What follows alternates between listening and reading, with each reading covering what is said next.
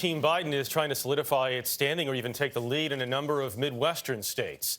The former vice president made stops in Wisconsin, Minnesota, and Iowa on Friday, where he's been hammering President Trump over his handling of the coronavirus. Ed O'Keefe is here in New York with the latest. Ed, good morning.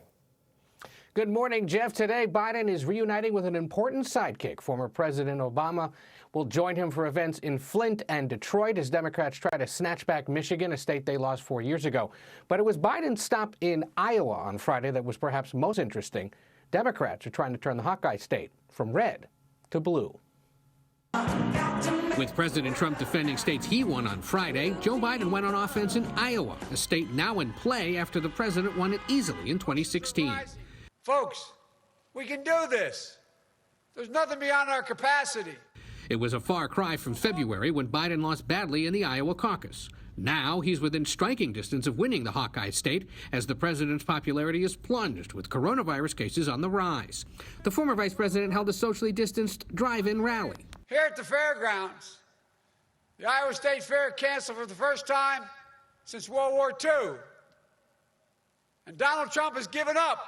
Biden also dueled with the president in next-door Minnesota, where he leads by 9 with just 3 days to go.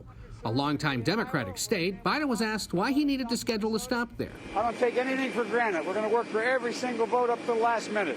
Meanwhile, attention is turning south to Texas, a state considered battleground territory for the first time in generations amid a record surge of voting. More than 9 million Texans have voted early. That's more than the total number of voters in the 2016 race.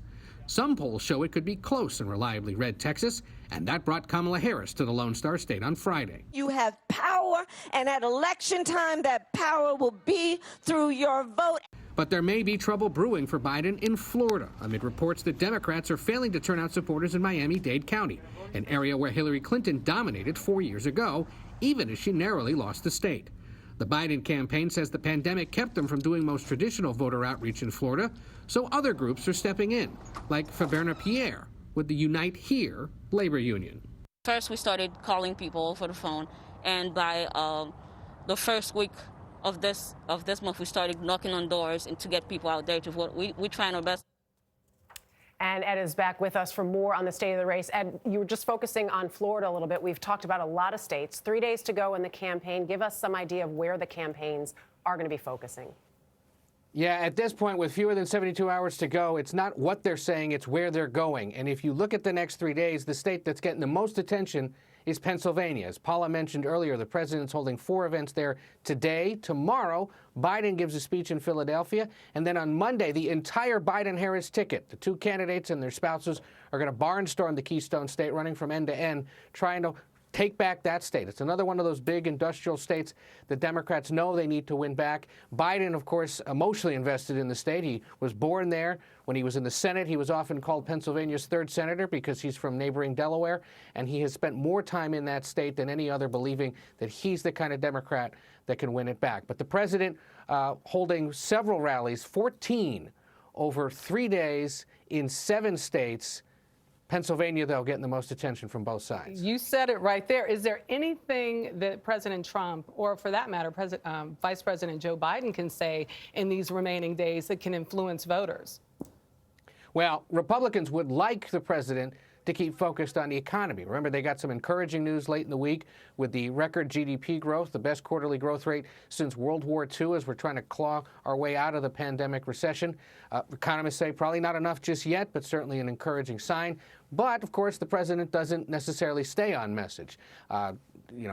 Talks about those minor grievances that he has with all sorts of people, and then made these interesting comments suggesting that doctors are profiting off the deaths of coronavirus patients, something that Biden hit him for yesterday in his later stops. For the Biden team, it is basically all about the pandemic. Raise concerns about the president's management of it, vow to try to do a better job of handling the crisis and getting the economy back on track. We'll see whether the president can stick to his message, but he is certainly going down to the wire, we should say, in the final days here, doing what he does best, holding those rallies and bringing out his supporters in hopes that they head to the polls by Tuesday. Ed, tons of early voting, which is a good sign for Democrats. Does this then now come down to Republican turnout on Election Day? Yeah, so we have seen record early voting, which means that people are heeding the warnings and the suggestions that they should try to get this done sooner than Election Day in the event that the lines are too long. There are only about 20 states that give us the partisan breakdown of who has either cast a ballot by mail or in person so far. That does favor Democrats.